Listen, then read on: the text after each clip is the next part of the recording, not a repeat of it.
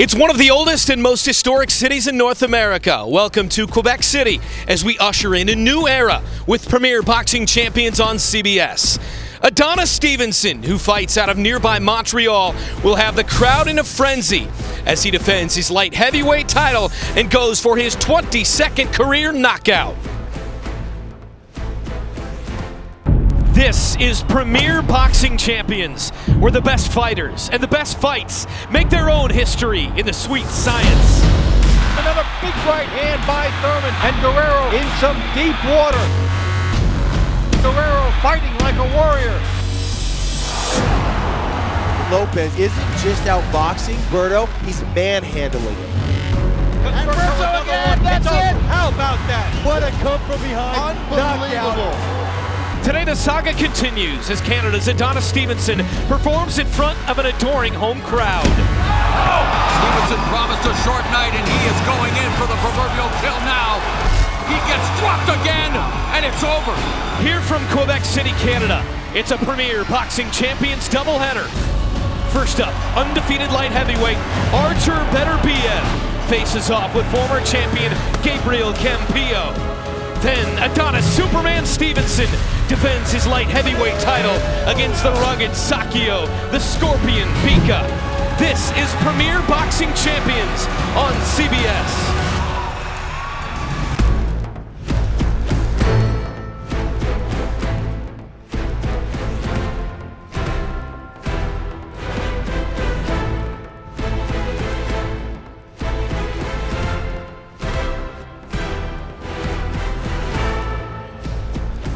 Welcome inside the Pepsi Coliseum. It's the perfect backdrop for the debut of Premier Boxing Champions on CBS. Already an electric atmosphere this afternoon north of the border here in Quebec City. Hi everybody, I'm Brent Stover. A long, rich history of boxing here on CBS. Names like Ali, Spinks, Boom Boom Mancini, Duran, Thomas the Hitman Hearns, and on down the line. Today, a new chapter is unveiled in this storied sport. We put our focus on the light heavyweight division. The current champ is Adonis Superman Stevenson with 21 career knockouts, and he's won 12 straight fights. He's a guy who cut his teeth at the legendary Kronk Gym in Detroit under the great Emmanuel Stewart. Now he's with Stewart's nephew, Javon Sugar Hill. And Stevenson has become known as one of the best knockout artists in the sport. He's an explosive, hard-hitting southpaw, and he's got the home crowd behind him here today. The man standing in his way this afternoon is the challenger, Sakio the Scorpion Bika, who in 41 professional fights has never been knocked out. Bika is gritty, he's tenacious, and he's annoying to fight against because he simply won't go away quietly. So that's the main event, which comes up later with Superman defending his title versus the Scorpion. Now our opening bout is a battle of top 10 fighters also in the light heavyweight division. Rapidly rising star Artur Beterbiev, who's 7-0 with 7 knockouts, squares off with Gabriel, the handsome man Campillo. Let's go ringside for Kevin Harlan, two-time world champ Paulie Malignaggi, and longtime renowned trainer Virgil Hunter. Brent, thank you very much, and welcome everyone to snowy Quebec City. We have in this opening bout a matchup of legitimate top 10 contenders, and Paulie, I'll start with you. Beterbiev, his 8th fight, they are really moving him along fast here. Yeah, man, this hard-punching Russian fighter is on the fast track to stardom.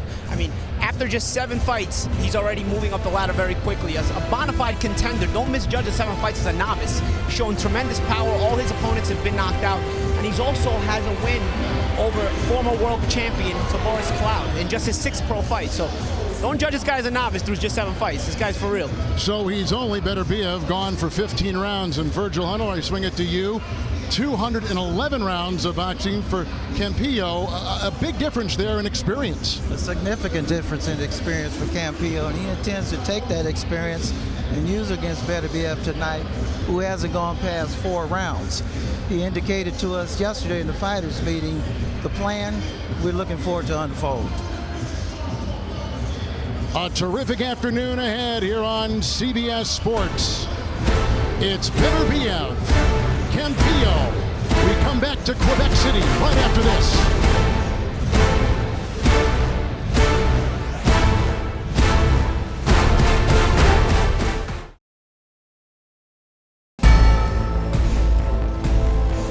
Welcome back to picturesque Quebec City, Quebec, Canada, where snow is falling outside and it's red hot dynamite boxing inside the Pepsi Coliseum. Right now, let's go to our PA announcer, Pierre Bernier.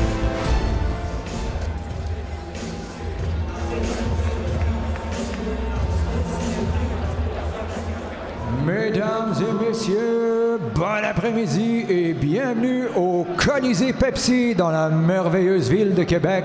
We welcome you, ladies and gentlemen, from the beautiful city of Quebec for our opening event brought to you by Groupe Yvon Michel. Les juges pour ce combat, introducing the judges at ringside. Henry Eugene Grant, Tony Paolillo, Benoit Roussel. Your referee, Marlon B. Wright. All right, fans, here we go. The premier boxing champions opening event live on CBS. 12 rounds of action in the light heavyweight division. Mesdames et messieurs, bienvenue à l'attraction principale de la soirée. Introducing in the red corner, dans le coin rouge, wearing red trimmed with black and white trunks.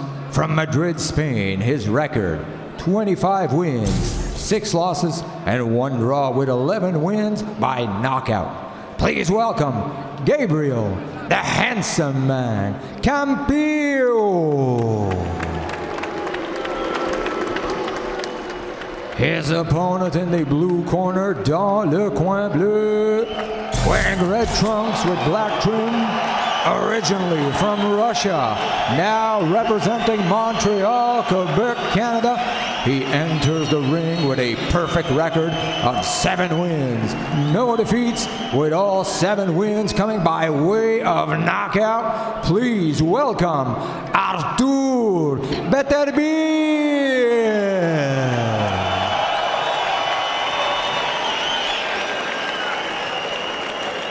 Beterbiev is 7-0, and Campillo 25-6-1. The tail of the tape, and Campillo has a significant reach advantage. And Paulie, he figures to try and take advantage of that by moving and staying on the outside. Yeah, that's usually his style. He's a tough guy to look good against in the fact that it's hard to get him to engage.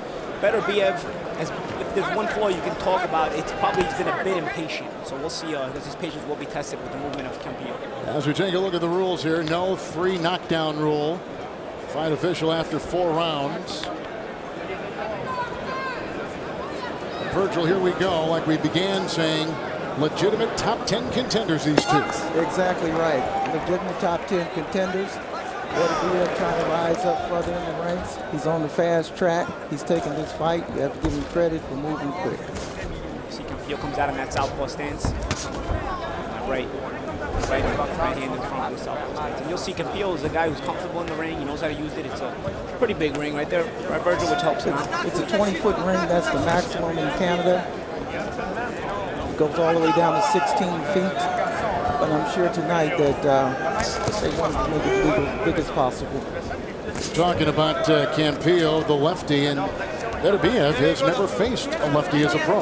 Not as a pro, but having 300 or 400 amateur fights back in Russia, I'm sure he's seen his fair share of lefties. Especially a lot of the top amateurs are left-handed, actually. Beterbiev there on the left. Oh, and he got it. Beterbiev lands a big right hand. Campillo's hurt already. He's in trouble. He's in trouble. Hands him against the ropes, and down he goes. 6, 7. He doesn't look steady. Referee Marlon B. Wright. He has to move. Campillo, this is no slouch, guys. This is a guy who's been in big fights against top contenders, won some big fights, even gotten some raw decisions against some other top contenders.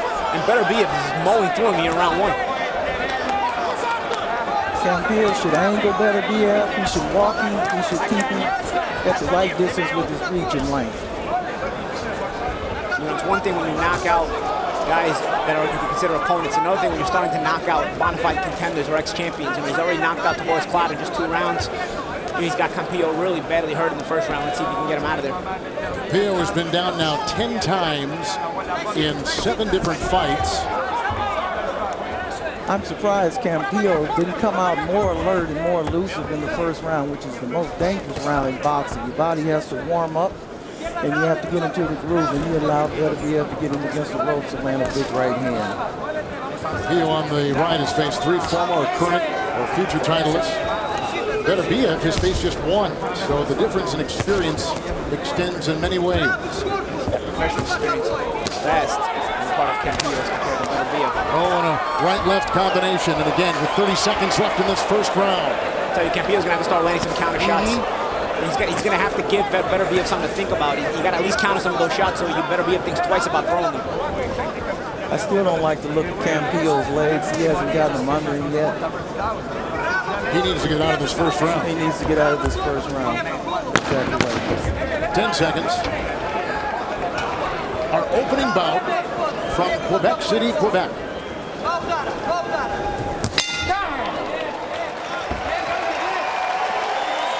So Campillo goes down with the minute gone in round 1.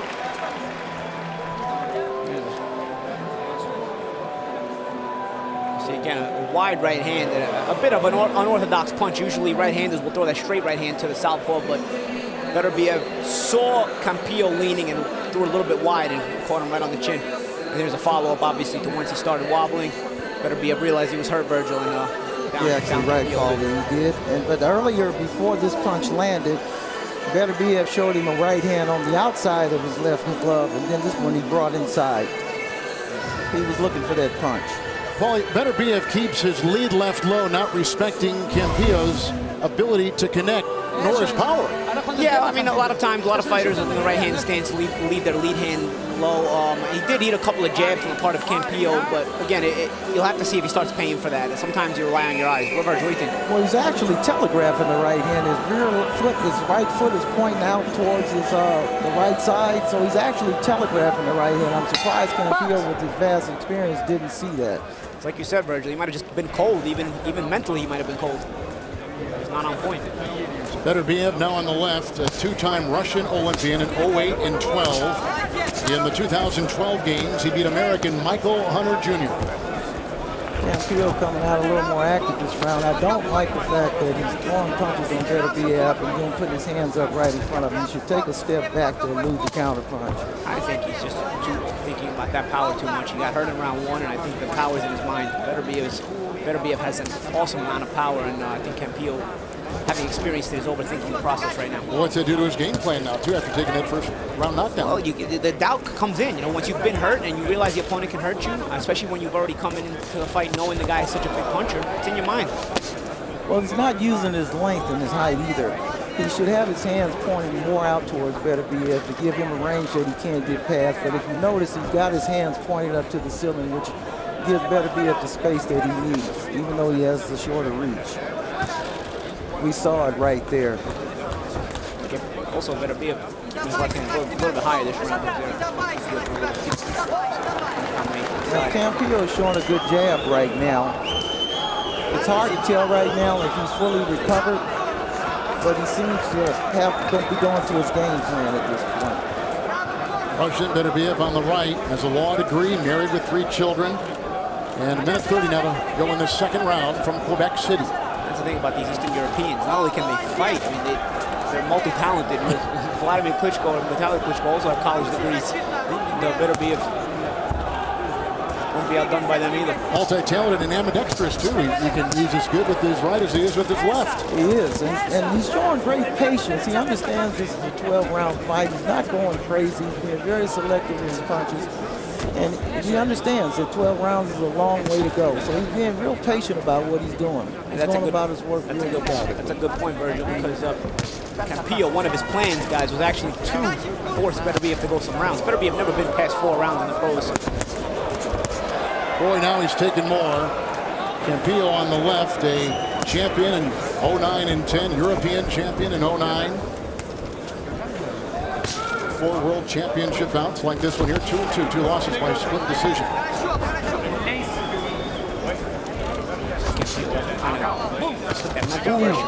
Straight left got him on the chin. Beterbiev answering with that physical pressure. Campillo is standing too straight up and he's bringing his hands on. He's being an easy target right now. And Virgil, no rhythm to how he's swinging. No, not at all. He's got a good jab working, but he's too open defensively. Ending our second round in the Premier Boxing Championships on CBS.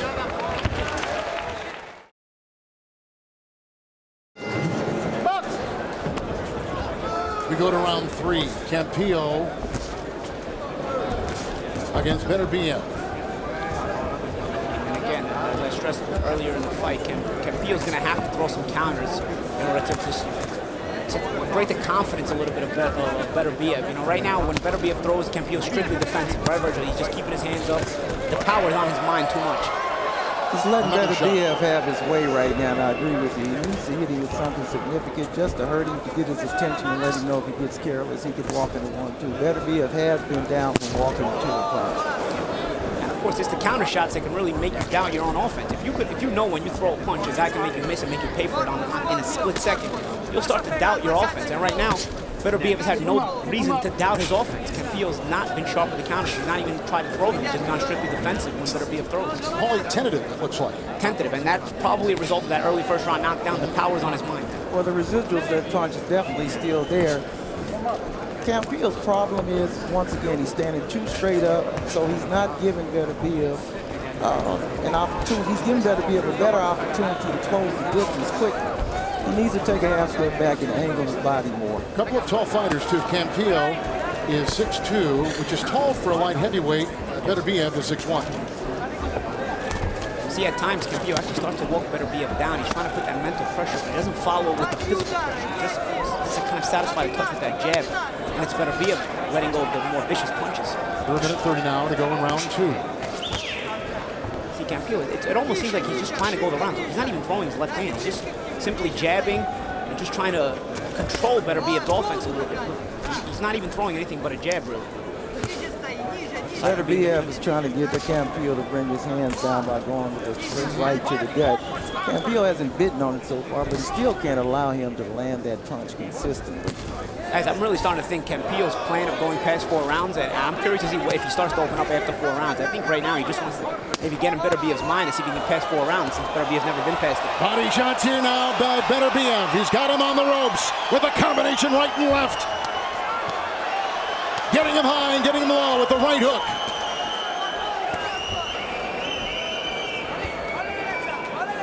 If he intends to take Beterbiev in the late rounds, he cannot continue to give him these open body shots. He will not have the energy to fulfill his plan. I expect him to be much more elusive. Campillo showing character under this assault. Not folding, trying to keep that poker face. So a slip of right hand there. Again, just a jab from Campillo, just a jab right now. Considering his age, Paulie, you don't want him to take this much punishment early on. It's draining. We talked about last round, Virgil mentioned the body shots of Beterbiev and how it would affect Campillo's ability to get into the late rounds. You see Beterbiev seeing the high guard of Campillo and trying to go to the body and then trying to raise the attack right up to the head right after that. This is the 4th round. Campillo went down 1 minute into the opening round with a barrage of blows, and again he gets it on the ropes right here from Beterbiev from Russia. Defensive posture almost the entire time by Campillo. It is. He should be using his legs. He should be angling. There's no way Beterbiev should be this close to a man with that height and that length, but he's standing straight up, and he's in trouble right here. He is. He's in big trouble. And he got him on the chin, and down he goes. Campillo has hit the canvas. This guy is strong, Beterbiev. I mean, Campillo was literally just trying to survive and go some rounds before starting his game plan, and he couldn't even do that. This guy hit so hard. He's a very strong puncher. You can hear the punches cracking at ringside. Campillo needs to re-examine what he's going to do with the rest of his career. He cannot continue to be in fights like this and taking this kind of damage. See a lot of blood coming out of his mouth, and Campillo, a very capable boxer. For people seeing him for the first time, Campillo is a guy that goes rounds. He frustrates you with his movement, his defensive ability. You do not see guys blowing him out of there like this, aside from Sergey Kovalev.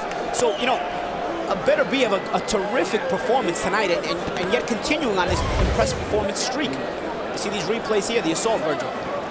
He came right back out. He knew he had him hurt the last round. He came right back out and continued the assault. He knew that he couldn't recover from him. The body shots once again paralyzed Campillo to the point where he couldn't move in a stationary target. And watch this last hook. He knows he's down. Yeah. He can follow with another uppercut. Look, he knows he's going down. You know, Campillo's not down. Beterbiev can hit him again, but he knows he's out already. Well, almost like your eternal confidence in your power. He knew he was out with the first punch. He hit him with the hook just to put the finishing touch on him, but he knew he was out with his power.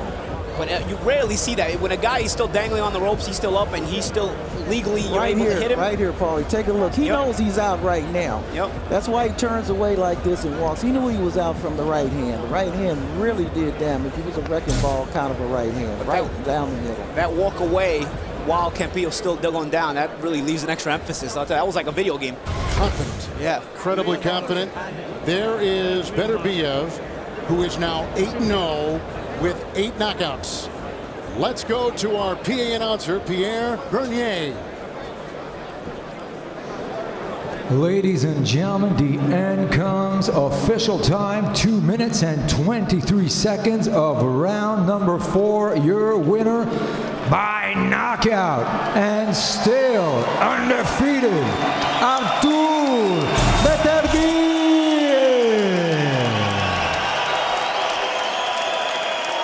They're moving him fast. He's 30 years old.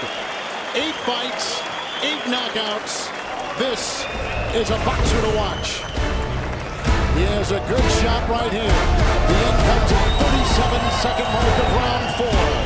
Artur Beterbiev in Quebec City on CBS.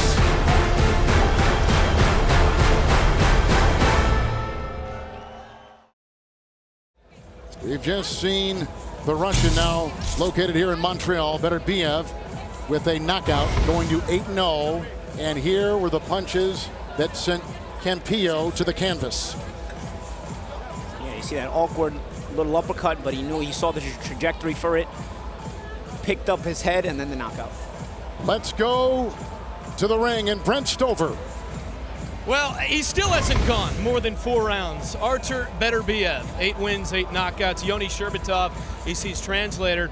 First question to Artur. You still haven't gone more than 4. We continue to wonder when you're going to get your title shot. It would be early right now, but are you ready for a title shot? Ты готов за большой пояс драться? Чуть-чуть отдохну. He's gonna relax a little bit and then, yeah. Short and sweet. Can you have him for us explain the complete domination from the opening bell in this fight? Ты можешь нам объяснить, твоя доминация была от первого раунда до последнего? Я никогда не увожу делать нокаут или там достаточно выигрывать бой. Тем более в моей ситуации, то, что бои слишком быстро заканчиваются, мне хотелось побольше по длине дистанцию отбоксировать.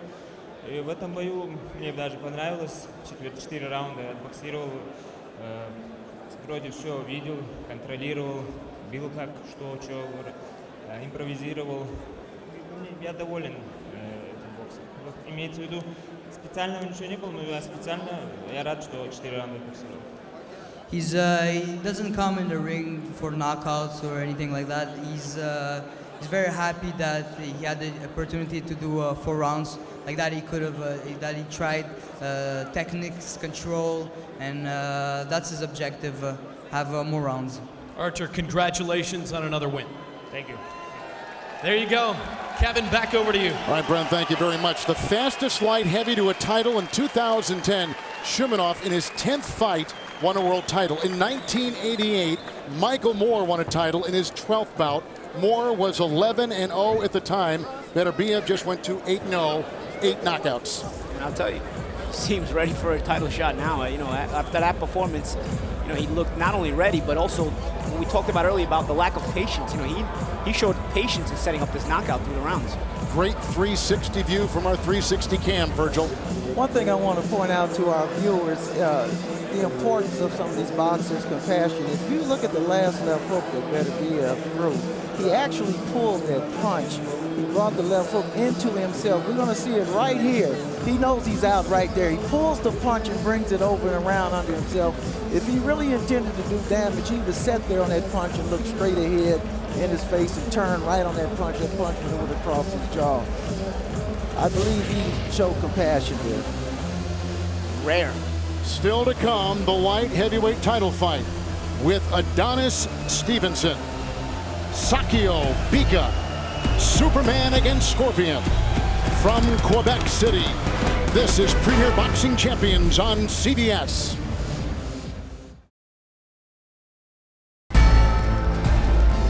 Back here in Quebec City, Quebec, Canada, one of the oldest cities in North America. And we've got Premier Boxing Champions here on CBS, the 2015 debut, and Artur Beterbiev in the 4th round with a knockout. He's now 8-0 with 8 knockouts, and still to come, the main event. The title holder in the light heavyweight division, Adonis Superman Stevenson, defends his title against the challenger, Sakio the Scorpion Bika. And there's plenty to talk about when you're discussing that fight. 12 straight wins for Adonis Superman Stevenson. 21 career knockouts. He is so difficult. Nobody seems to be able to go the distance with him. Sakio Bika, he's never been knocked out, only been knocked down once. So it's going to be a very interesting matchup coming up, the main event from here north of the border. The fight, though, that everybody is talking about in early May, Pacquiao and Mayweather.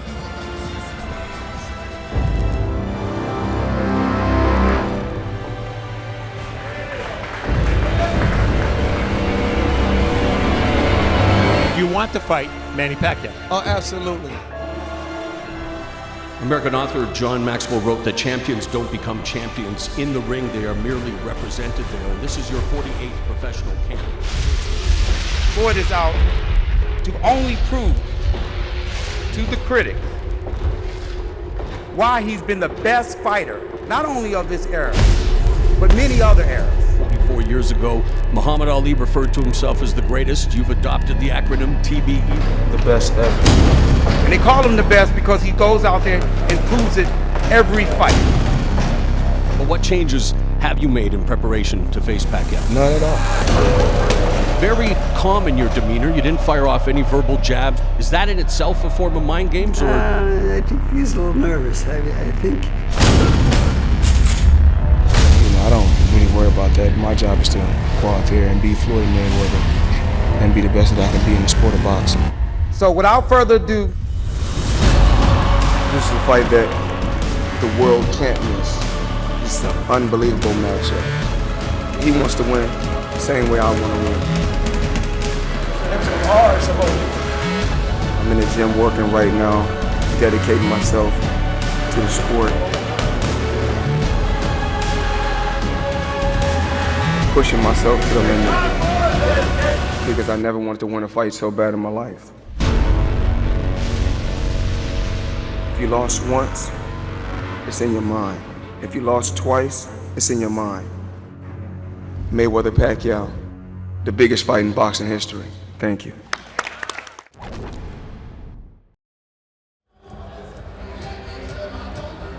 Saturday, May 2nd, pay-per-view. We've been waiting weeks, months, years for this mega fight, and finally it's going to happen. Pacquiao and Mayweather. Paulie Malignaggi is our 2-time world champ. He's been following this storyline clearly. Paulie, if you're a fight fan out there, what's the #1 thing you're looking for in this fight as you prepare yourself? I think as a fight fan, you're looking for excitement. This is a fight that people have been waiting for so long, 5 years in the making. They've been teased, fans have been teased at times. It looked like it was going to get made, but then somehow, some way, some kind of disagreement prevented it from happening. So I think first and foremost, you're looking for the excitement and for the fight to live up to the expectation. I think there's certain things both fighters need to do for it to live up to that expectation, but at the same time, I think fans are waiting for it. In terms, Paulie, of the style of this fight, what should we expect? Well, you know, Mayweather tends to be a slow starter at times. He gets a bit defensive in the beginning of the fight. I think it's very important, and I think most people would agree that Pacquiao needs to start fast. The thing about Mayweather is he takes those early rounds to get your timing down. A lot of times he fights very defensive, but he does get caught. For example, he got caught early in the Shane Mosley fight. He was getting clipped early in the Zab Judah fight as well. So I think Pacquiao's best chance is to get off to an early start. If he can land something big, it gives an opportunity for Mayweather to kind of create some doubt in Mayweather's mind, and maybe Pacquiao can jump off that. Because once Mayweather does get your timing, you know, at the beginning he'll have you missing. If Pacquiao doesn't land that big shot early, Mayweather will have you missing, but he doesn't counter so much. He kind of pot shots early, doesn't really counter. He's content to keep making you miss while he gets that timing down, while he gauges that timing. Once Mayweather does get that timing, though, however, he will start to shoot those counters. So I think it's important for Pacquiao to land something big, something to get in Mayweather's mind before Mayweather reaches that comfort zone. Because in a few rounds, if he hasn't been touched, he'll reach that comfort zone, and he'll now start to pull out the rest of his arsenal, which will be the sharp counters. Besides the pot shot, he'll start stepping in more with his own offense. He'll start to get comfortable with his distance.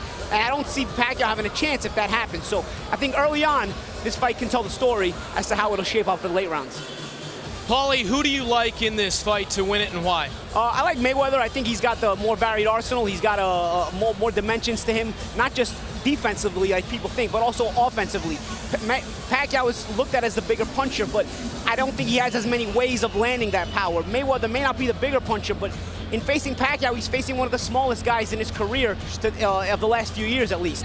So I think Mayweather's power can start to take a toll more than it has in fights where, say, he's fought guys like Canelo Alvarez, who are junior middleweights, and so on and so forth. So at the same time, again, Pacquiao needs to get there early. If he doesn't, I see Mayweather's arsenal starting to vary more and more, starting to confuse Pacquiao.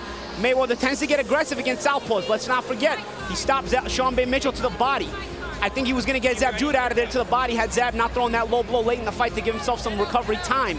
So I think Mayweather, if he's not touched early on and given any doubt, he'll start to get aggressive as the fight progresses. He'll start to back up Pacquiao. And if Pacquiao backs up, we don't know how he fights backing up, you know? All right, Paulie, well done. Now let's shift gears, because on Showtime, and you will obviously be heavily involved with this one, here's the fight card coming up. Inside Mayweather-Pacquiao. That's a series, and it's going to begin on April 18th to just whet your appetite even more for that fight. Now, at 10 Eastern, this is a huge fight in itself with Fonfara taking on Julio Cesar Chavez Jr. As you look at the Chavez Jr. Fonfara fight, what stands out there, Paulie? Yeah, some big things to look forward to on April 18th. We start with that inside Mayweather-Pacquiao, so like you said, people can start salivating and getting more and building in the anticipation for the big pay-per-view fight. But with Chavez and Fonfara, you got two guys who are pretty good action fighters. You know, Chavez Jr., obviously the son of the legend, Julio Cesar Chavez Sr. The father was always exciting and a Mexican legend, possibly the best Mexican fighter of all time. Chavez Jr. maybe doesn't have the ability of his father, but he has that excitement factor. He has a great left hook to the body like his father did. Tends to get hit a bit too much for my liking, and at times he's in competitive fights when he shouldn't be. Andre Fonfara, coming off of a solid win after taking a competitive decision loss to tonight's main event, Adonis Stevenson. So Fonfara, also a guy who will give as good as he takes. Also a guy who's been pretty hittable. Stevenson had him down twice last year, but he did drop him in return one time. So he gives as good as he takes, like I said. I think this fight could turn into a pretty good, exciting matchup because both guys lack a little bit defensively, but they're not scared to get in the trenches and take each other on. Looking forward to it, Paulie. That is April 18th on Showtime. We take a break here on CBS. Up next, that is your light heavyweight champ, Adonis Superman Stevenson, looking for his 13th straight victory, takes on the rugged Sakio Bika.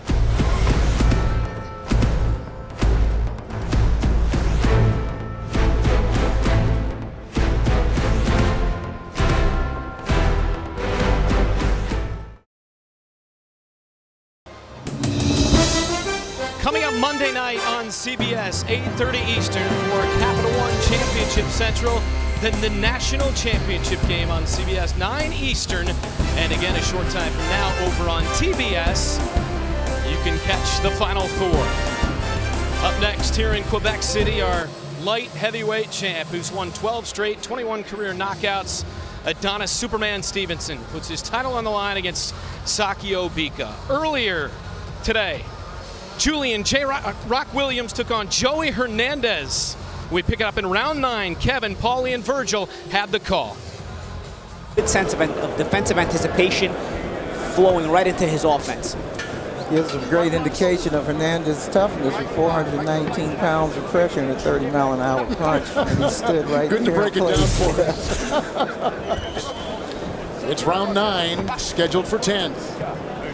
How'd you come up with those numbers? That was terrific. Should be in our space program and not calling bounce. Again, let's pay attention early in the round. Last round, Stephen Edwards told Julian not to take off the beginning of the round. Let's see. It would be good to see Williams bend his legs down and get where Hernandez is. Hernandez tried something there with that little spin move and trying to set himself in position for a hook. Oh, he's still looking for the Hail Mary. He's never stopped that. He's trying to survive and get lucky at the same time. You got to give him credit. Virgil bending the knees to get a better angle, correct? Williams, if he bends his knees, he'll get more leverage on the shot. Right there, he's bending his knees. If he drops down, he'll get more leverage on his shots. Good check left hook there by Williams. Right there, he lands a nice right that bothers Hernandez. Hernandez got in a shot. Hernandez toughness is trying to con Williams, and he's not going for it. And every once in a while, Hernandez shows himself to be a bit lively. And it prevents Williams from stepping on the gas too much. Williams has never been floored as an amateur or a pro. One time he was ranked 5th nationally. He's won every round here so far. Hernandez having a good moment here with Williams along the rope. Williams has to drop his knees down and get down where Hernandez is. He did it right there. He did it right there.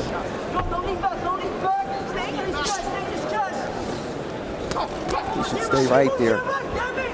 Good defensive posture. Nice left hook, and that's a great indicator of what I was talking about. There's the left hook he was looking for. He dropped down, he stayed down, he got the leverage.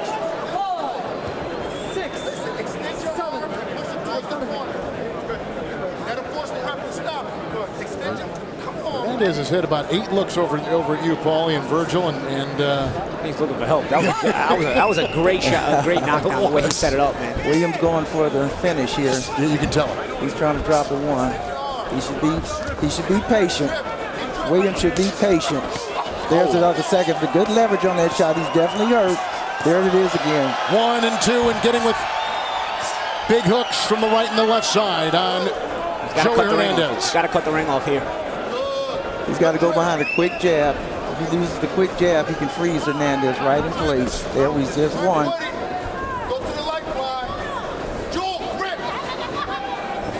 10 seconds. He shouldn't come in so high. He's got his legs back just in time. Hernandez is taking a lot. I mean, he's taking a lot of body blows. He's one tough cookie. 10 seconds. He's taking a lot of punishment. 9th round concluding. Williams and Hernandez. The blood appeared from the nose of Hernandez midway through the 4th. It has not stopped.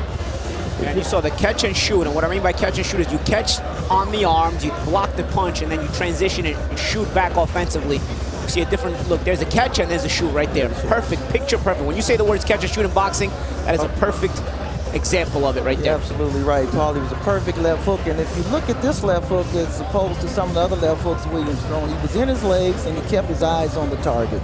Yep. We're able to get some good weight on there. He got a lot of leverage on this punch. Walk me through the 10th round now. They've gone this far. Williams obviously is ahead. He's won every round so far. His strategy, and then Hernandez's strategy. Virgil, I'll start with you. Well, Williams, I think Williams is going to look for the finish. His coach is imploring him to finish. This is what you have to do with a young prospect. When he has a man hurt, he has to exhibit the killer instinct. Hernandez is going to have to prove he can survive. We're going to have an interesting 10th round. Yeah, I think Hernandez has to figure out a way to get out of the 10th round. I think it's a moral victory if he can lose to Julian Williams on points. So Steve Farhood has got Williams in every round so far. Williams trying to get inside that top 10. Maybe just on the outskirts right now. Williams just landed another good body shot. Now, if Williams goes behind a quick touch jab and bring the artillery off of that, we can see another punch get through. There's a undercut. If he uses a real speed jab, touch jab, he can get to the target. So good lateral movement right there. by Hernandez. What I like about Williams is he's not only just going for the head in this situation, he's still staying in the body. Great development for a young prospect. Moves over to Williams' right. I like to see Williams maybe throw a throwaway right hand, meaning a bait right hand, just to get Hernandez to stop moving and then follow up with his hook. Exactly. Still, I have to give Hernandez credit. I have to admire his conditioning. It's a testament to his conditioning that he's able to survive and move on his legs like that. He's conceded the fight. He's still looking for the Hail Mary. He told us he trained very hard for the fight, and you can tell if he wasn't so conditioned, he wouldn't have been able to still have the energy he has here in the 10th round. He's bouncing now, moving side to side. He's trying to work this clock. Got a second wind, it almost seems like. And again, Williams looking for a big shot here. He's got to set it up with a throwaway punch. That's right. If Williams shows touch speed and then drop the big punches, he still has an opportunity. And again, Hernandez moving to his right. I like to see Williams throw that soft right hand just to get him to stop moving that direction. If Hernandez just sees the right hand coming from that direction, he'll stop because he's going that way. Yeah. And once he stops, you can set him up for the follow-up hooks or whatever else you want to set him up for. Down to about a minute. Final round, 10th round. J-Rock Williams and Joey Hernandez. Cut doesn't land. Right, another one, missing again. Just the endurance has been about as impressive as anything. Not only that, the great veteran moves. He grabbed Williams around his legs that time. It's the little things, right, Paul? The little things to survive. Right there again. Creating a clinch there as he smothers Williams. And 10 rounds with Joey Hernandez, and Williams will be the better for it. It'll gain him experience. The middleweight bout, Williams and Hernandez. And the final 20 seconds. Again, if Williams shows a quick jab, touch, then follow up with the power, he has one more opportunity. He's never stopped trying. Great fight for a young prospect. Couple jabs there by Hernandez. Williams trying to look for one more shot before it ends, and there it is.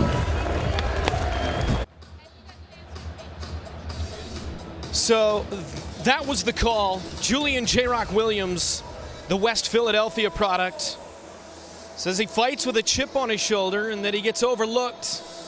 Well, he's 19-0-1. Joey Hernandez was able to go the distance, but J-Rock, complete domination from the opening bell. Coming up, it's the main event with the light heavyweight title on the line. Superman against the Scorpion up next. Le champion, Adonis, Superman Stevenson. Now my name is Adonis Clark Kent, but soon I'm getting in the ring, I'm a Superman. The Man of Steel, Superman.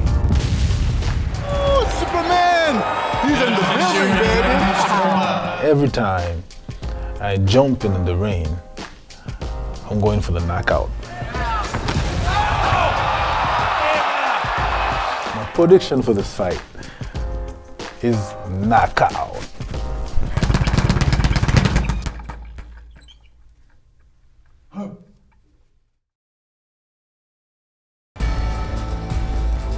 Welcome back to Quebec City.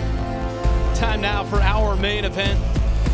The light heavyweight champ, Adonis Superman Stevenson, puts his title on the line against Sakio the Scorpion Bika, a guy who wants to go toe-to-toe, make this thing a brawl. As we go ringside, once again for Kevin, Paulie, and Virgil.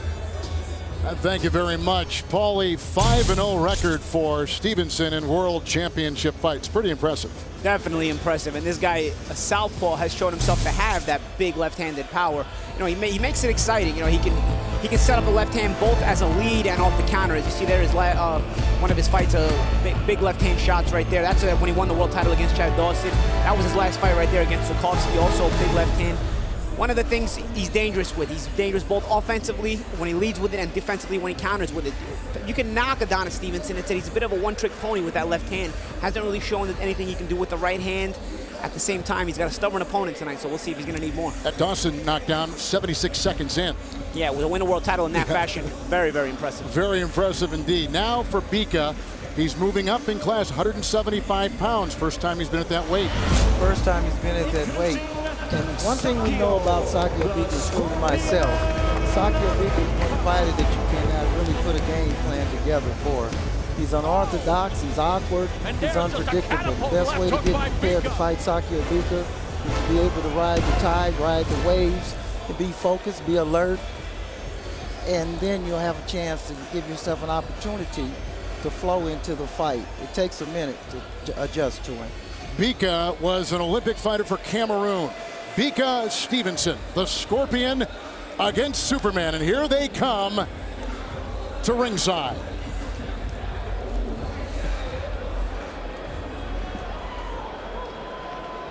Accueillons dans le coin rouge, now entering to the red corner, Sakio Bika.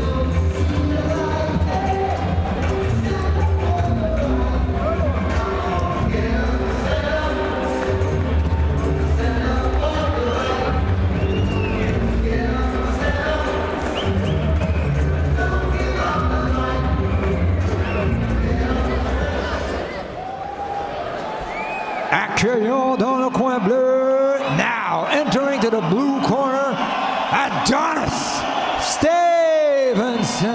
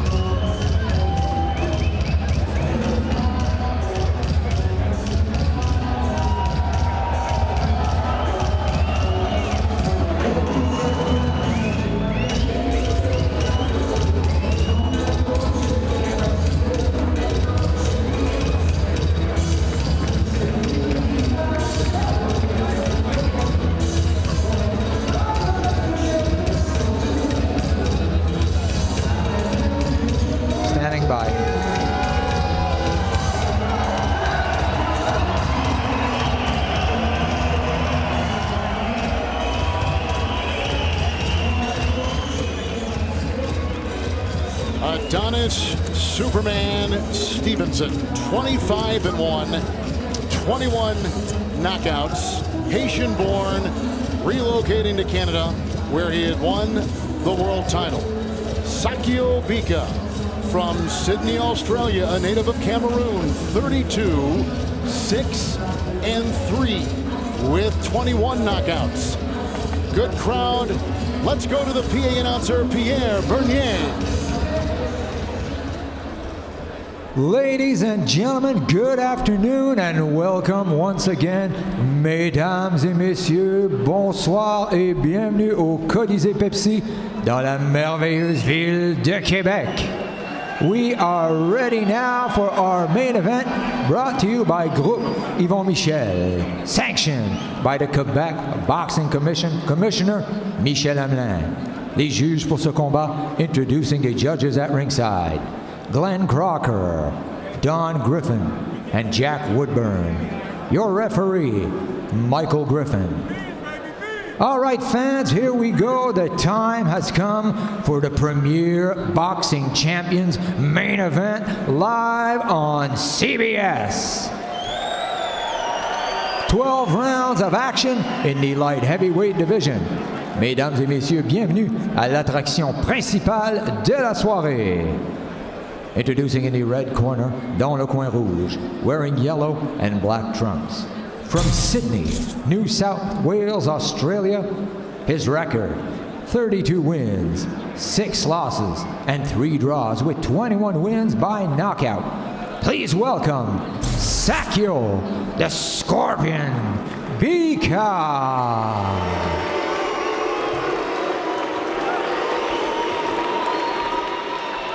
His opponent in the blue corner, dans le coin bleu, wearing gold trunks, fighting out of and representing Montreal, Quebec, Canada, by way of Port-au-Prince, Haiti, his outstanding record, 25 wins, only 1 defeat, with 21 wins coming by way of knockout. Please welcome Adonis, Superman Stevenson.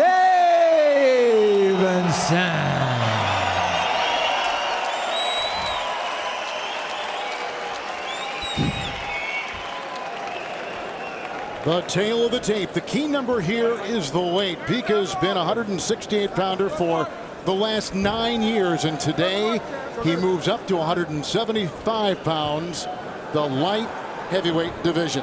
Yes, first time in light heavyweight, walks into a title shot against Adonis Stevenson, but a guy who's never been stopped. So for Stevenson, a guy who relies heavily on his power, to be up against a guy who's never been stopped, a kind of a hard object against the immovable force kind of thing. You're right, Paul. You're absolutely right. And this is going to be an interesting first round. I think the first round, they're going to try to set the tone, both fighters. It's interesting. It's a 20-foot ring. Well, 3 knockdown rule. Fight is official after 4 rounds. So just in case there is a foul, before 4 rounds, the fight will be declared either a draw or no contest, depending on the commission rules. After 4 rounds, they will go to the scorecards, only if there is an accidental foul, of course.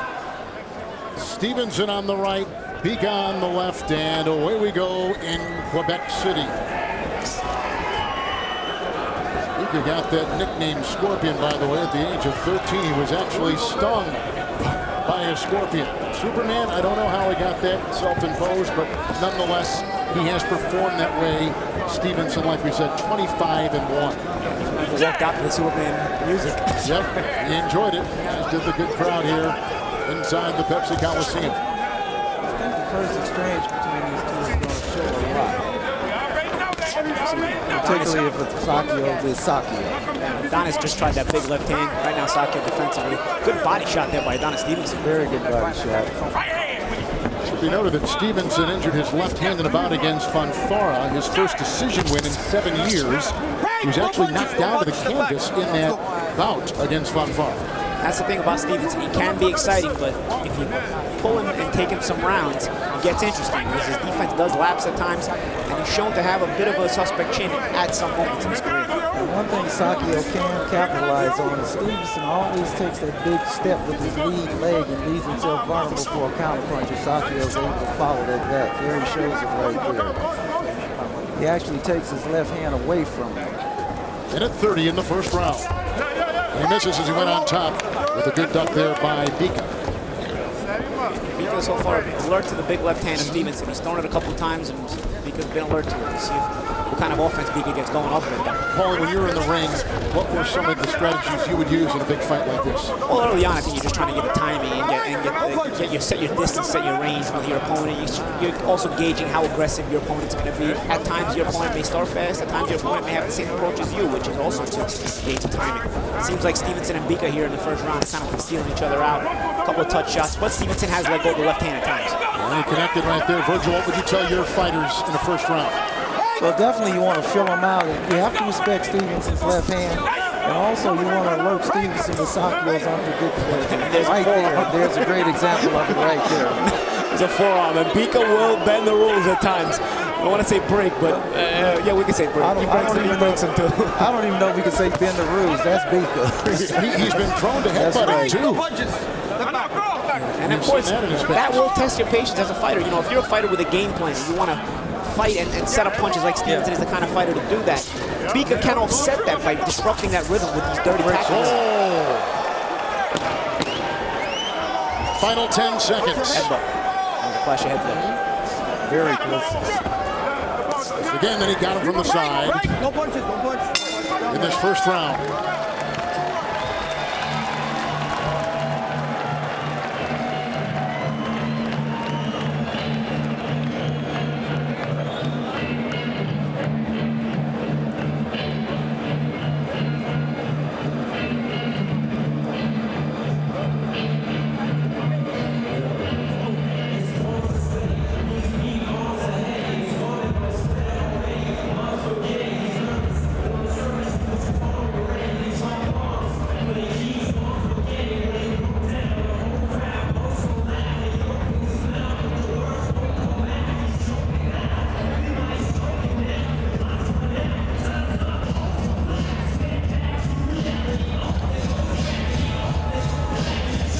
The Premier Boxing Champion Series continuing on NBC. Peterson Quillen at Saturday coming up April 11th. Friday, April 24th on Spike, Jack and Truax. And then Premier Boxing Champions on CBS May 9th from Texas. Round 2. It's quite interesting that Stevenson elected to fight in a 20-foot ring in Canada stipulates that you can have a 16-foot ring. I think he realizes he's going to need this ring to walk Bika into a punch as well as try to initiate his attack. Yeah, but I think I agree with him because at close range is when Bika starts to really bend those rules and throw those forearms, those headbutts, and those elbows. So I think that Stevenson wants that distance to set up that range for that long left hand that he likes to throw. Bika certainly has the most experience. He has fought in now 251 rounds. Big left hook by Bika. Check left hook though. Nice short left hook. Stevenson letting me know that, hey, I can come right back. Yeah. It didn't bother me. And of course that's big for Stevenson because people always assume he has that weak chin. So now this is where Stevenson has to be careful in close to Bika early on. Because he's so unpredictable. He can catch you with something coming out if you're not balanced right. Or where your angle. Right there, see? Body shot by Stevenson again. Stevenson lost his place as the #1 lightweight at heavyweight? You know, it's possible. In a lot of people's eyes, Sergey Kovalev is the man in the weight class. It's a fight that a lot of people want to see. But I'll tell you, man, Artur Beterbiev keeps on making his claim like he did tonight. It's a sharp left hand by Stevenson landed a few seconds ago. 30 now, 25. Round 2. Stevenson is trying to bring Bika's left hand down for a right hook, incidentally, but he's got his right hand down, pointed to the ground, so it's going to be a long way to connect with that punch. He's still showing that he's coming with the left hand when he has his lead hand in that position. And I think at times he's trying to bait Bika by showing his right there. So maybe get Bika to lead, see the low right hand, and then as he leads, Stevenson can time him with his counter left hand. There it is again. He missed it there, but he's looking to counter with that left hand. And that's the thing about Stevenson. It makes him great, but at the same time, he seems like a one-trick pony at times, always looking to set up just the big left hand. It's quite interesting that Bika is continuously slipping the left hand. So he trained for it. For sure. When you train for Adonis Stevenson, I think the big punch you're looking for. There he got him with the left. 30 seconds left. This is where Bika is dangerous when you think he's hurt. That's the thing. I think Adonis' best laid plans to land that left will be on the counter. Got him again. I think they're pretty good one there, partially blocked. That's Bika's balance. His balance sometimes indicates that he's hurt when he's really not. And he's a very unorthodox fighter. Very unorthodox. He actually walked into that left hand. He's making him miss it, and Stevenson is coming forward, but he walked into the one that connected. Bika, Stevenson, Quebec City, Quebec on CBS.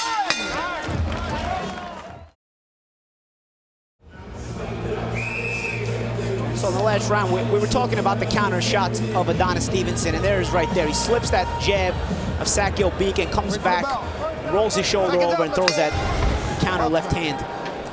Adonis can land it on the lead, he can land it on the counter. I think his best chances so far have come off those counters because Bika will lunge in at times and set himself up to be countered. Right, Paul. As I said earlier, he's having a hard time landing it coming forward. That time, Bika walked into that particular level. Do a nice little uppercut there with the left hand from Stevenson. That's a nice little wrinkle. See, if you start throwing it from different angles, at least to give Bika something to think about. Stevenson wants the left hand over the top. He's dipping over to his left. He wants it over the top. You saw before the fighter's feet getting tangled up, which often happens when a southpaw fights a conventional fighter. Yeah, absolutely. It tends to happen. Also, headbutts tend to happen.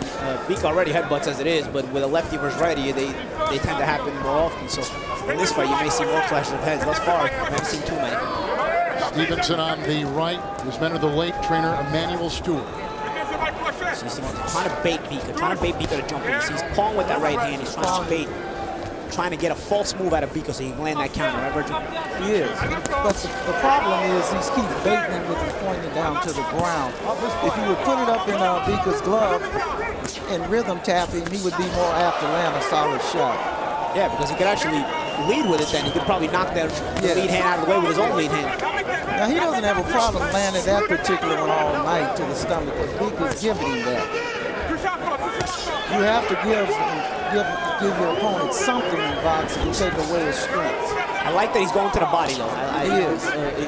Bika's becoming a hard target to hit on the leads for Stevenson. He's landed some good left hands to the head on the counter, so Stevenson's doing some good leading to the body. It's a good shot by Bika. And he's showing patience, Stevenson.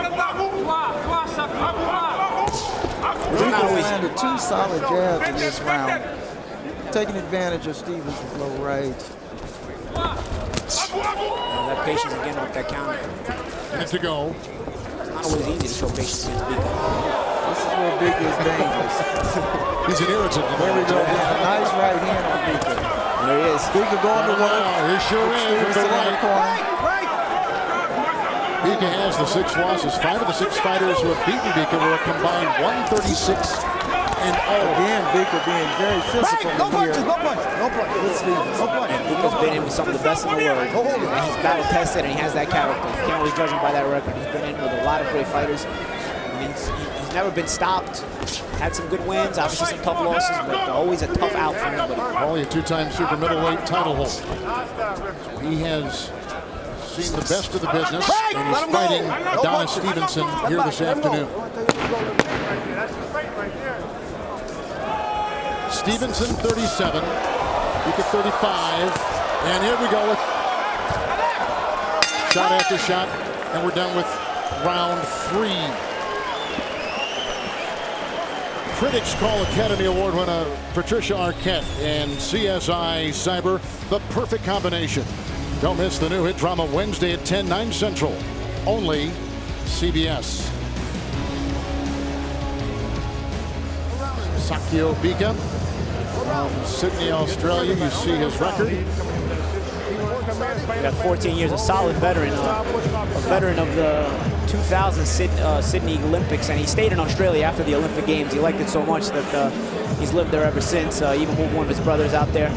He still has a big family in Cameroon, though, his original native land, and the country he represented the Olympics in. Well, in his last 3 fights, he struggled to a majority decision against Marco Antonio Claraban to win the vacant WBC belt, as well as a draw and a loss in 2 fights against Anthony Durrell. Wait for the bell, man. And he's the kind of guy that will have a tough fight with an average fighter, but he'll also give a tough fight to a very good fighter. You know, Bika's not the most skilled guy, but he knows how to make things work in there. Stevenson, 12 consecutive wins, 3 knockouts, and a single 12-round decision in the last 22 months. Stevenson once again. Nice left hand by Stevenson. Steve Farhood has our scoring right now, and Stevenson has controlled the first 3. The unofficial scores, but I think they've been pretty easy to score thus far. Ooh, there was a left. Both men swinging for the fences in that sequence right there. I think Bika right here has to work. See, he's got to get in there. Short right land, Paulie, right there. Yeah, too many times in this fight, he accepted those clenches. He's got to not accept those clenches. Because when he gets inside, it's up to Bika to really work. He's not going to win the fight on the outside. Got it. Oh, good counters by Stevenson. And you see right there. Stevenson was able to land the shot and then clinch, and Bika accepted the clinch. He's got to keep his hands moving on the inside. It's his only chance to really make a fight of this. Well, what's happening with Bika, the reason why he does accept it is he's so off balance, he has to balance himself by holding it. He takes himself out of position with his punches. Nice straight left hand by Stevenson. Right off that counter again. And again, it's going to be very hard for Bika to win on the outside. You know, first of all, his punches aren't straight enough. I mean, to dominate from the outside, you need to have a good arsenal of straight punches. 30, Adonis Stevenson, champion since 2013, fifth title defense. At this point, Bika really should start going forward. What's interesting here is Bika is constantly making Stevenson miss the left hand when Stevenson is coming to him. He needs to start backing Stevenson up. And he's doing it now. He just threw a couple of jabs. That's what I'm talking about. Look at the head. Look at that. Right in Stevenson's chin. Those are the subtle things that start to annoy you. Stevenson has shown fatigue when he's gotten involved in these types of fights. He drops his punch count down just to the left hand. Double left hand. Nice shot by Stevenson. The thing about the fatigue, though, is it's against guys that have made him work. I don't know if Bika's making him work enough thus far. You know, he's not pushing the pace. Stevenson's kind of been able to dictate when he throws and when he doesn't throw, when he rests. He's most definitely in control of the fight. The thing with Fonfara last year, Fonfara at times made Stevenson fight when he didn't want to fight, and it created that discomfort for him. Right now, Stevenson, see the inside the clinches, Bika's not really working. Stevenson can rest when he wants to, and he can punch when he wants to, and you can't give him that kind of dictatorship over the fight. The thing about Bika, though, is that his presence is pressure. Even though he's not throwing, his presence creates a pressure, and I can see slow indications of this in this fight. He's really being physical with Stevenson. Right there, these things are taking a toll on him, because Stevenson doesn't know what to do right here either. That's what you want to see from Bika. Another round in the books. April 18th, Julio Cesar Chavez Jr. returns to the ring against Andrew Fonfara, who we've been talking about. Here's a little more on Julio Cesar Chavez Jr.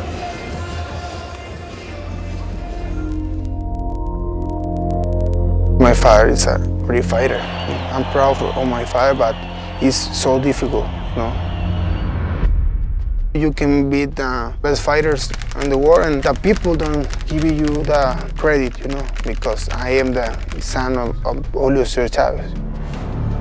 Julio, he dicho que tiene un gran talento. Boxísticamente es mejor peleador que yo. I don't take Fonfara lightly at all. Julio lo quiso agarrar porque él quiere credibilidad en el boxeo. I think I have better ability than this guy, you know. I can win. You'll see him on Showtime April 18th, 10 o'clock Eastern, 7 Pacific. Fonfara against Julio Cesar Chavez Jr. We go to round 5 here in Quebec City, Quebec. It's the champion Stevenson on the left, Sakio Bika on the right. Again, Paulie, Stevenson is continuously landing the lead hand, but he's also being predictable in his approach. A few times Sakio has closed the distance and just missed with a big punch. Yeah, it's Stevenson basically feinting, a couple of leads, feinting to try to bait Bika to fall in and maybe counter him with the left hand. There it was right there. Back one in. Another left. Bika, again, doesn't have a skilled enough way to close distance correctly, and then because of that, Stevenson can walk him into some sharp counters. You know, if basically the way you want to close distance on Stevenson, feint him back, you know, step in and step out yourself. You know, but Bika just doesn't have the legs to do that and the ability to do that. Good left hand by Stevenson. Stevenson is starting to zero with the punch down the middle, particularly the left hand. Virgil looks more confident too in the ring. He does. Stevenson not neglecting that body though, touching the ground. Left hand. I like how Bika held his ground there, at least on that left hand. He's trying to continue to walk Stevenson down. Nice shot by Stevenson. That would hurt him. That one got right on the chin. Oh, here he goes with the left. Well, before this round, Stevenson's corner was telling him to keep boxing. No knockdown. No knockdown called on the. Well, there was a slip and a slight trip also. Bika didn't seem to be hurt by the punch that landed, but they got their legs tangled up and Bika's awkward. I thought he was hurt, man. His legs wobbled a little bit afterwards, and he's still trying to hold. I don't know if he's 100% back, but he's certainly more recovered. The fact that he got called a slip gave him a break, though, because it gave him a few seconds to recover his legs. Oh, and he got him with the left. That time was a good bounce. Another one, straight. It's hard to tell with Bika sometimes. He's so awkward and he's off balance when he moves away and tries to elude a punch. You can't tell if he's hurt. And that's because his footwork is so bad. But, you know, again, if he can get close, he tends to be dangerous. But, again, Stevenson doing a great job of maintaining that outside distance. And with distance, he can really load up that left hand. To collect himself, Bika in the final 25 seconds of round 5. It takes a moment to solve the Bika puzzle. But Stevenson is bringing it to the point of where he can dominate the fight with a knockout. It's hard to say, but he's landed some. Stevenson having fun in some big punches in this round. Have to connect it on the chin. Same punch. Bika. He's got to start seeing those shots. I mean, it's the same shot over and over again. You got to start seeing those shots.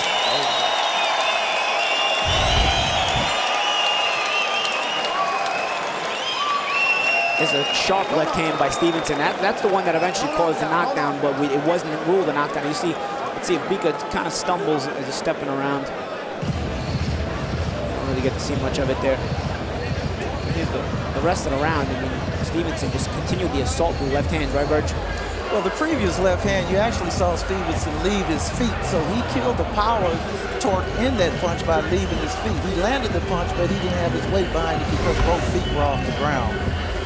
Stevenson, the 2013 Fighter of the Year, explosive with the 21 knockouts in 26 fights. And way for Bika to be described, I guess, to be as rugged. And you used unconventional as a term moments ago, Virgil, and that he's tough to figure out. He's a little bit difficult when you get in the ring with us. He is. Kevin Cunningham is imploring him to go forward now through the motions of his hands and let his punches go. This is his best chance to let his punches go. He can't stand there and just let Stevenson zero in on him like this. What is it about his footwork, Paulie, that you don't like with Bika? Well, it's not that he crosses feet. He takes little steps when he should be taking big steps. He takes big steps when he should be taking little steps. You know, he just doesn't get this. He doesn't feint his way in. You know, and you can feint in several different ways. You can feint with your shoulders. You can feint with your feet by stepping in and then stepping back out and making your opponent occupy that empty space and countering him. But he just doesn't have the skill for that, so he wants to be inside. And Paul, he's leaving himself open for counters by reaching with the jab. He's not moving his feet in with the jab, so he's leaving himself open for wide open counters. Yeah, exactly, Virgil. I'll give you one more on top of that. By baiting the left hand that you know is coming from Stevenson, at times you know it's coming. Bait it out of him and look to counter that, because you know the left hand is going to come from Stevenson at a certain point. You can kind of sit on it and then wait to counter. Connected there. There's a good indication right there now. And again with body blows, and another shot with the left hook. And Stevenson throws no right hooks. It's all left hands. I mean, you can sit on it and wait to counter it, but it's like Bika doesn't understand it. Well, one does have to wonder if Stevenson would bring a left hook off a straight left, how this fight would be going at this moment. Light heavyweight title fight with Bika and Stevenson. Sakio is literally chopping wood with his jab. Now, he's not putting it straight into the target. He's actually chopping wood with his jab. He's bringing it straight down. So he's missing bad and leaving himself open for counters. Watch your hands. As Paulie said, right where he is right now is where he should be working, but he keeps himself off balance so he can't set his feet. There's a clash of heads in there, though. You can't land the punch, land the head. He steps in with this one. The right, here he goes. There he goes, and that's what Bika needs to do, and he can't accept the clinch here. He's got to keep moving. Minute to go in round 6. Got to keep those hands moving inside if you're Bika. And he needs to make contact with Stevenson, whether he hits him clean or not. He missed him in his front when Stevenson was on the ropes. There's no way he should have missed that punch with Stevenson standing. Oh, with the left! He's down! Counter again. 4, 5. Bika saying slip. 6, I don't know. Bika saying that he tripped him. Their feet are getting tangled up. We'll have to see. Because you got a south play, yes. Their feet are tangled up. Nice body shot by Stevenson. I love that Stevenson's doing that. If anything, he's at least burying the left hand. Oh, and he got him again with the left. bring his gloves down by those body shots. Yeah, and also wear him down a little bit and take the air out of him. Because Bika's shown to have a good chin. Maybe you can break his body down, you get the stoppage. Bika's actually pulling into the line of fire now. Bika has not been knocked out in any of his 6 losses. He has not been knocked out in any of the 6. But boy, he has taken some big bombs now. You know what? That was a slip. That shot missed. Virgil, that left hand missed. He was more hurt a couple of rounds ago. Let's see it from this angle. Yeah, it kind of touched him, but it slid off his face. It didn't land cleanly. Well, actually, Bika hit Stevenson harder than he hit him. Right there. You're right, with the legs tangling. That's a combination of Bika's bad feet and the legs tangling with the lefty and righty causing the unorthodox balance. So Bika going down with 43 seconds left in round 6, and we've reached, guys, the halfway point of this 12-round light heavyweight title bout. You got a jab. 4th knockdown, by the way, in Bika's career. 4th defeat right there. Again, this is very important to young, inspiring boxers. You have to have your feet in order before you can be a successful boxer. You see what the left hand is the key. You see what the left hand did. It pushed Bika over to his own left to Stevenson's right, where Stevenson's foot was, and he tripped over that foot. Correct. Bika's showing some swelling under the right eye right now. Steve Artur is keeping our unofficial scoring here courtside with us, and you can see Stevenson right across the board through 6 rounds. You got the 10-8 for the knockdown in the last round. You wonder if Stevenson's already hit Bika with his best shot, and Bika is still here. He still got 6 rounds to go, but anything can happen in this fight. Bika getting his hands up that time. Different parts of the world. Bika from Australia and Stevenson, Haitian-born, locating in Canada. And Virgil, I asked you this before. Do you find different styles, different techniques from guys from different parts of the world? You do. Each region has a different style. Each country teaches a different style. That's what the beauty of boxing is. There are different styles from all over the world. Bika should be working right here. He should step in, but his rear leg is so far back. He does close the gap because Stevenson didn't do anything. He didn't respond. Left upper. And hit right here, he's got to work.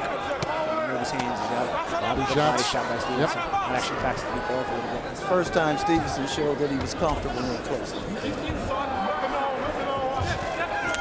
Could he be drawing Bika in? Smother tackle there by Stevenson. He lands a shot, and he actually stepped into Bika because you don't like the distance he was at there on the ropes. Step into Bika, initiate a clinch, and from there you get your distance again. Smart move by Adonis Stevenson there. Minute 20 to go in round 7. Still looking for that counter. And again, Bika just not even waiting on it. I mean, you throw your jab. It's almost like at a certain point, throw your jab right. Throw the counter out of him. And then counter that counter. You know, like, you know he's going to counter your jab with his left hand, especially if you throw it lazy. You know he's going to think. So throw it lazy on purpose. Draw the straight left hand out of him and then counter that straight left hand because you know what's coming. Punches that set up punches down the line. Yeah, it becomes a counter to a counter in essence. But at this level, you should know how to do that. Probably that's what makes Sakio Bika. Now, one thing with Stevenson trying to counter Bika with his left hand, he's so far out. That's why he's missing his counters again. If he had the right hook, he would the right hand closer to Bika. He would catch him much earlier coming in. But he's keeping his counter punch, his left hand so far back, he can't get the leverage on the punch he really wants. Yeah, right there is a great indication again. Yeah, that's the left and a right from Bika, who is making a full jump in weight. He has never fought a full-fledged light heavyweight. This is the first time Bika's pushed him off and actually went to work, but he threw himself off balance. Oh, and he missed with the left. Final seconds. Big right by Bika. It was a right hook by Bika. Paul in our last round, round 7. And here's right at the end of the round, Bika throws a winging shot, and actually he catches Stevenson mainly on the chest, partially on the chin. Wonder, Virgil, if he would have landed that shot right on the chin, what would have happened? We could have had a different fight. If you look at Stevenson's leg position, he was terribly off balance, and he left himself there to be hit with that punch. His legs were wide almost to a split position. Regarding that knockdown in round 6, if the referee ruled a knockdown, the judges must score a knockdown even if they saw a slip. And on the flip side, if it's a knockdown and the referee rules it a slip, still a slip. Right. Again, Bika reaching with the jab instead of stepping in with the jab. Referee's call is final. Stevenson has not lost. Since 2010, it was a TKO in the second round to Darnell Boone, which he later avenged. Bika really needs to go to work right now. Yeah, you can take some confidence out of the fact that he landed a big shot at the end of the last round. He didn't land the way he wanted it, but at least for himself, at least he said, you know what, I can get to this guy, but he's got to follow that up. Again, Stevenson, no right hooks. Basically, you know what he's going to do with that lead hand. He's going to call with it. He's going to jab you at times. He's going to call with it like this, looking to either lead with the left or counter you with the left. At a certain point, if you just step around him, step around to his right, you're going to force him to reach over to throw his left hand, and he doesn't want to do that. And as we look at the length of this fight so far, Bika has been 10 rounds or more 12 times. Stevenson has been 10 rounds or more just 3 times in his career. Stevenson putting his weight on his back foot right now. Nice left hook by Bika. And this could give Bika an opportunity. That weight on the back foot because he's putting his weight on his back foot, trying to run him into the left hand. Yeah, he's cocking the big left hand. Yeah. Paulie, before that round 8, Bika's corner told him to close the distance, keep up the counterattacks. Yes, he certainly needs to close the distance. He needs to be told how to close that distance, though, because right now, you know, he's kind of just walking straight, kind of plodding. I'd say walk towards the right shoulder of Adonis Stevenson, kind of angle towards around that right shoulder, because that way you'll have to make him turn to throw the left hand, because he won't throw a right hook. It's very obvious. We're in round 8. We've seen Adonis Stevenson several other times. He doesn't really throw the right hook. You can walk that way. There's a rabid punch there. The crowd didn't like it. Sakio is Sakio. I think if you worked on that Paulie training camp every day when the fight started, you wouldn't do it one time. That's what makes Sakio Sakio. Yep. And you know, Kevin Cunningham is Sakio's trainer, works with some good southpaws. He's worked with Corey Spinks, ex-world champion, and Devin Alexander, ex-world champion. Alexander actually has a good right hook. Yeah, nice right hand by Bika. Another one. Kevin, a very technical, sound coach, very strategic coach. Bika has gained some momentum as this is going on. Bika really stunned with a short left hand right there. Stevenson. He's working well there, though. He is. We're going to round 9. This is back in round 5 when, actually, yeah, it's back in round 5, and some of the roughhouse tactics that we've seen in this fight. Bika gets underneath the left hand of Stevenson, but grabs a hold of Stevenson's legs, and they both go down from it. Slip, obviously, but again, just a bending of the rules here and there, a little frustration. That's why a lot of fighters, world-class fighters, who find out when they're going to fight Sakio, they go, oh heck, when they see situations like this. Bika's knee was pretty compromised there. He could have got injured right there. Now look at the right hook that Stevenson just threw. He didn't turn on it. Unlike you, Paul, he slapped it again. He really needs to work on that right hand if he's going to be a force down the road. Nice shot there. I think there he was throwing it maybe as a decoy. At times maybe you just show the wide shot and then come across the middle with a straight shot. Kind of take your opponent's eyes off the target for a minute, and then the straight shot comes off the middle. Again, he still would be well served to implement a little bit of right hook, counter left hand. Just like you said earlier, Bika's right in front of him. He's not showing any angle, so he's very susceptible to those punches, the body and to the straight left to the head. It's a light heavyweight title fight. Adonis Superman Stevenson, Sakio Scorpion Bika from Quebec City, Quebec. Yeah, and that's the thing. Virgil made a good point. You know, Bika not really giving Stevenson much to think about. You know, kind of plotting in front of him. And Stevenson's able to time his attack the way he wants to. He's able to punch when he wants to. He's able to take a walk when he wants to. You know, guys like Sergey Kovalev or Artur Beterbiev, even the guy we just saw in the fight before this, I think would give Stevenson more trouble and give him a lot more to think about. Most definitely. Break!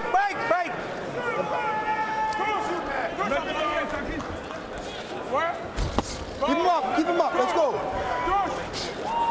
Any fighter having his way is going to be more relaxed in the ring, and he can go all night if you let him have his way. And this is the case here. Bika did land a nice short left here, but he got countered with the right. Again, you know the left hand is coming at a certain point. Bika still not baiting it out of him. Paul, you were saying Stevenson is not invincible, and Bika's going to hang in there, and sure enough, that's exactly what we've seen this afternoon. Bika never been stopped. Never been stopped. You can expect him to hang in there. Stevenson is hitting with some good shots, and he's still coming. I would like to see him pick up his pace and bring both hands together and start working Bika. He doesn't have to hit him in a particular vulnerable or clean area. He just needs to throw the punches and go to work and open and pick the lock that way. He's not going to get it on the first try. Now with the left. A left brings him down. He's hurt. 5, 6, 7, 8. Okay? He may get out of this at the round's just ending, because he's hurt, but he may be able to escape this. Bika escapes. What a bomb thrown by Stevenson. And here's the shot again. That was a sharp counter. They reset, and then right there, a lead. That time it was a lead. Yeah, Paul, it's precisely what we were talking about earlier. Now, a short left with Bika right in the line of fire instead of Stevenson reaching for him. He was under his legs. Bika made the turn. He froze, and it was a short left hand that did the damage. And he was able to punch through the target. And it was also a short left hand because he didn't have to cut distance. Bika did him the favor. Again, these small plodding steps coming forward towards Stevenson. If you're going to cut distance on Stevenson, on the puncher, feint your way in. Do something. Give a different look. You're just plodding your way straight in. He's obviously going to throw that left. Well, amazingly, he stood there and looked at Stevenson and allowed him to land that short left. Stevenson's legs was under him that time. That's a good shot right there. Stevenson is in his 10th bout of 6 or more rounds, whereas Bika is in his 19th 6 or more rounds. Stevenson is motivated by to be the first one to knock Sakio out. You can see it in his eyes. All Stevenson from Steve Farhood. And another 10-8 round in round 9 with that knockdown. On the left. He's putting both hands together. He knows he only needs one more to get through. I like what he's doing right here. Yes, he's using good instincts. He knows he only needs to get one more through. He's not loaded up nothing yet. He's just putting them on target. Left missing. A good feather in Stevenson's hat if he can stop Bika. But Bika is a guy who knows how to go the distance, as you just said. Stevenson looks like he's got a second win. Yeah. He needs to continue what he was doing earlier. Just keep putting the hands on him and putting him on the target, and then slip the big one through.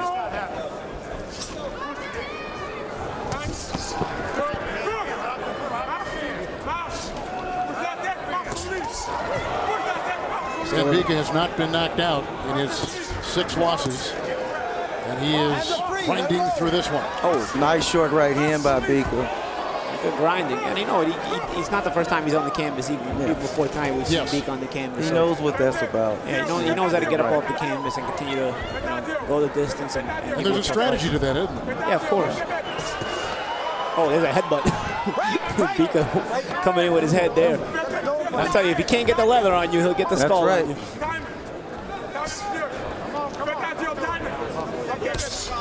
Nice jab. You're getting a couple things in there this round, I guess. Now again, he backed up when he should have stepped to Stevenson that time. And again, that's also possible because of a little bit of doubt. You know, now you're almost thinking too much about the straight left hand that might be coming. See, right here, he should step to him. He tried that time, but he pulled out. He should have stayed there. Again, you see, through that jab, the counter left hand came. You should be waiting on it. You should be waiting on the counter left at that point. Bika has gone down twice with 43 seconds left in round 6, with 20 seconds left in round 9. We're in 10 right now, and approaching 30 seconds to go. So I guess Bika staying tough this round, Bika.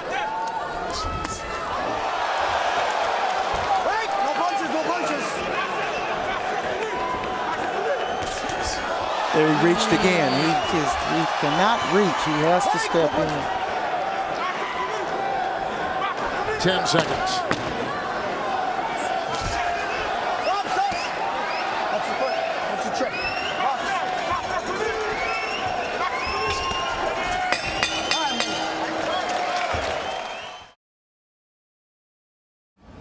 mentioned it earlier that Bika is prone to headbutting.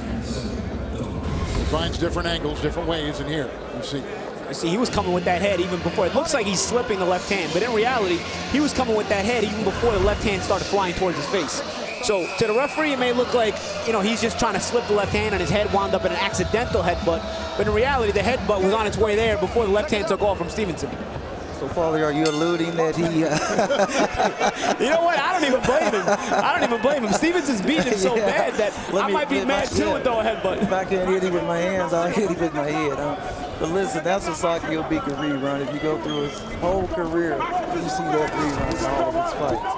Now going into the championship rounds in Quebec City. But I still want to give him credit for hanging in there and absorbing the punishment he's absorbing and still determined to win. He's just sort of limited here tonight. Yeah, he's limited in his skill set, but Sakio is a guy that always stays determined. You know, and I think it's a badge of honor for him to have that record where he's fought so many great champions and never been stopped, and I don't think he intends to be stopped tonight.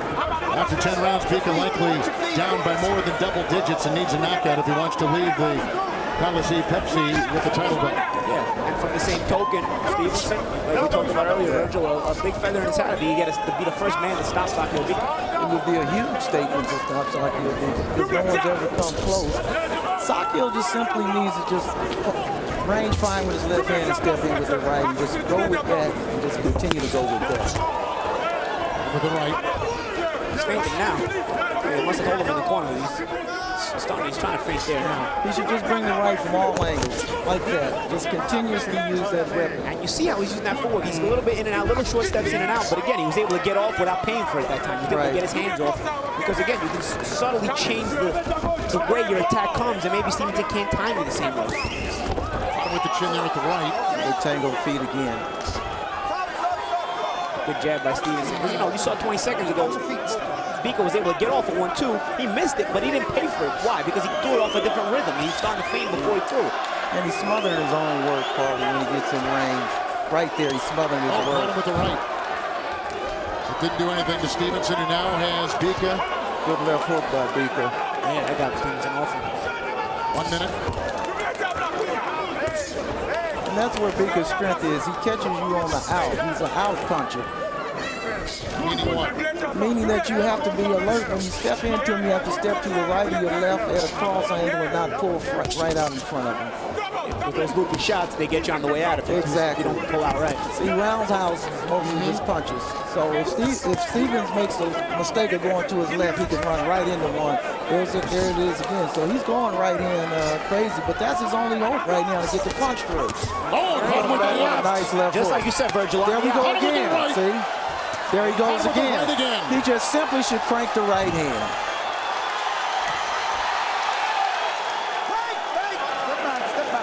When the guys are looping like that, you just got to stay low and get underneath those shots. He should bring it from all angles like that, just everywhere. But he needs to stay on balance with it. You see, that time Stevenson did get underneath the wide shots. You see a guy throwing loopy shots, get underneath.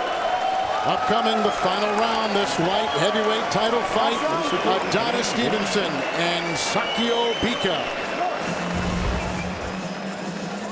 He needs one set of instructions. Point the left and wing the right in all directions. It seems simple. It's very simple. At this time, you got to go broke. You just got to go for broke. And so you take you to his strengths. Point the left, wing the right. Up, down, over, under, everywhere. It's not something you try in round 1 or 2, but hey, man, you got to go for desperation. You know that, see what Captain Cunningham tells us. Just keep it real. You got to knock him out. Well, it's the best punch against a southpaw. Be smart. You got to keep the pressure on him. And briefly neutralize the left-hand attack. Go knock him out. Let's go. Earlier on, he looked big at the way he was going. It was brutally honest instructions from Kevin Cunningham in Sakio Bika's corner. He said, I'm going to keep it real with you. Yep. You got to knock him out. That's it. You get brutally honest. You got 3 minutes if you want to win. If you want to win this title, you got to go stop Adonis Stevenson, the champion right now. I like Sugar Hill in the corner, Javon Hill in the corner of Adonis Stevenson, telling him, stay calm. But he said he wants to put the pressure on. I guess they want to get that stoppage, Virgil. Yeah, and he should stay alert also. There's the right hand. I got a feeling something interesting can happen here. He's winging that right hand and that hook. He's just going for broke. There is some nice combination by Stevenson. With Bika winging, though, one thing it does do, though, it does open up some countering opportunities for Stevenson. It does. If he's in the right position, it does. Definitely does. If he's in the right position. If he's in the wrong position, those loopy shots can hit him. Wrong shot. Going up top. Bika's steering him with that right hand so he can come back with the left hook. He's going to the side of Stevenson to keep him there. He wants to come back with a hook. We should see it right here. Uppercut, off balance, and he wants to come back with the hook. And the head, look at the head right in his face. That doesn't feel good. Oh, a nice right hand by Bika. He should come back with the hook. He's wide open for the hook. There it is. Stevenson pumping the crowd up. And Bika talking back to him. He let Stevenson con him right there. He let him con him. He shouldn't have went for that. Here comes Stevenson now. Oh, big right hand. Bika got him on the side. Stevenson took it well. He's out of position.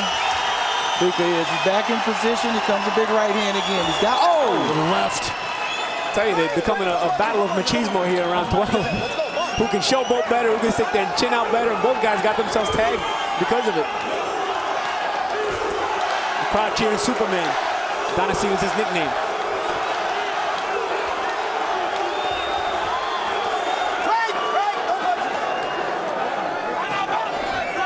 One minute left. Bika, a minute to get that KO he desperately needs. Let's see how he reacts to that.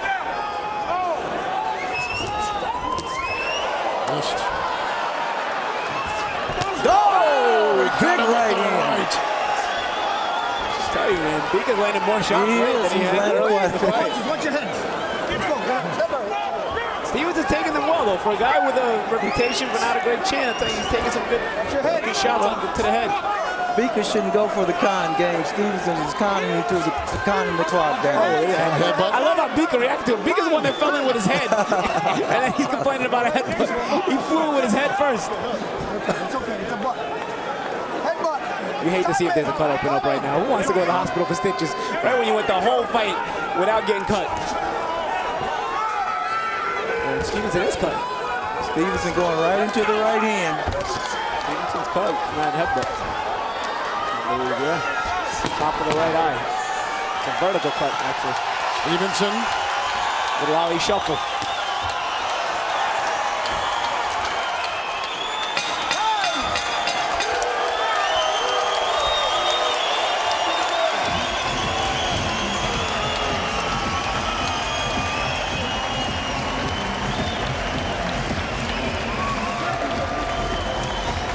That cut just opened up with the headbutt in this 12th, right above the eye. And that's what I'm saying. If you think you got through, you're going to go celebrate after the fight. Now you got to go get stitches before you celebrate.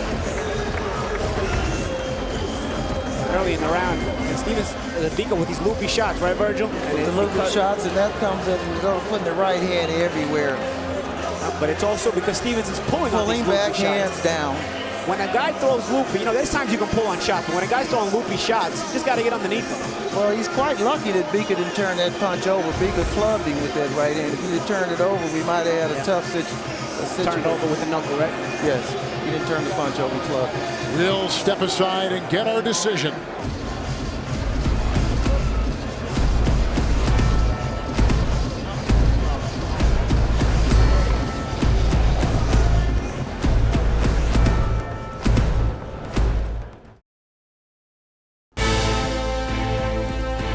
Bika Stevenson, the Scorpion against Superman, and here they come.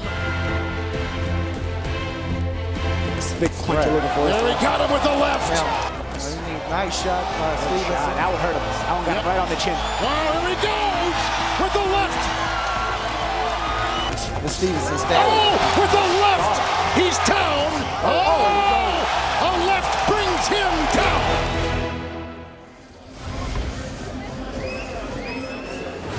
Back in Quebec City, Quebec, Canada. Let's go to the ring, and our PA announcer, Pierre Bernier. Scorecards.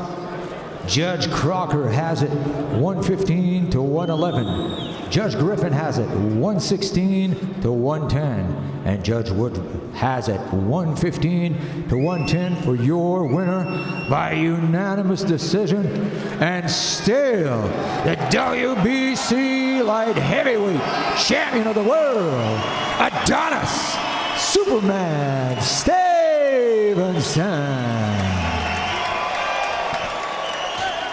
Who goes to 26-1? Hey, some of the judges were a little bit more generous to Bika than I thought, and Virgil thought, and I think even Kevin Cunningham thought, because Kevin, the way he talked to Sakio in the corner, he said, hey, we're hopelessly behind. You need this KO. A little bit more generous in the rounds. Bika went down in the 6th round and in the 9th round. Let's go ringside with Brent Stover. First off, Kevin, that was an absolutely epic fight. Is there any kryptonite for Superman? We don't have a kryptonite. We don't have a kryptonite. I win this fight. I know Sakio Bika is a tough guy, so I prepare for 12 rounds and I'll give you a good show. There are those that have questioned your chin. What do you have to say about that? I'm still there. Hey, I'm still there, and he punched like hard, and I still got a punch. I got a chin, no problem, man. I'm still there. I fight 12 rounds. I'm tough. I'm a Superman. Superman's in the building, baby. Woo! Obviously, you wanted that 22nd career knockout. He gave you a heck of a fight. What can you say about the Scorpion? He's a tough fighter, and he never been knocked out. I dropped it, and he came, and he's still fighting, and he's a tough contender, Scorpion. All right, well done. Congratulations. Now 26-1. Yeah, thank you very much. I want to thank Al Heyman for the show, and Groupie for Michelle, Sam Watson, Sylvia, and Sugar Hill, and my mentor, Emmanuel Stewart, and Tiger Paul, man, and all my team, man. Peace, baby. Adonis in the building, baby. Woo! Yes, he is. And a lot of his closest friends as well in this jam-packed house. Kevin, back to you. All right, thank you very much. Tonight on CBS begins with NCIS and Scorpion, followed by a new edition of 48 Hours. Tonight, only CBS. For our entire crew here in Quebec City, please join us again on May 9th for the Omar Figueroa and Ricky Burns bout. Paulie, a terrific afternoon of boxing here in Canada. Terrific afternoon of boxing. Champion Stevenson gets the win. Beterbiev continues to look impressive. I wouldn't mind seeing Beterbiev and Stevenson as well. Virgil, impressive afternoon. Very impressive afternoon. The co-main event with Beterbiev was very impressive. Stevenson boxed a smart fight. A great night of boxing in Quebec, Canada. Adonis Stevenson, the light heavyweight title winner tonight against Sakio Bika. You've been watching Premier Boxing Champions from Quebec City on CBS Sports.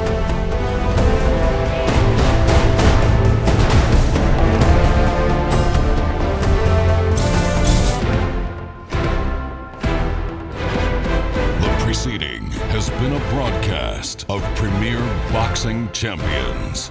Thanks for watching.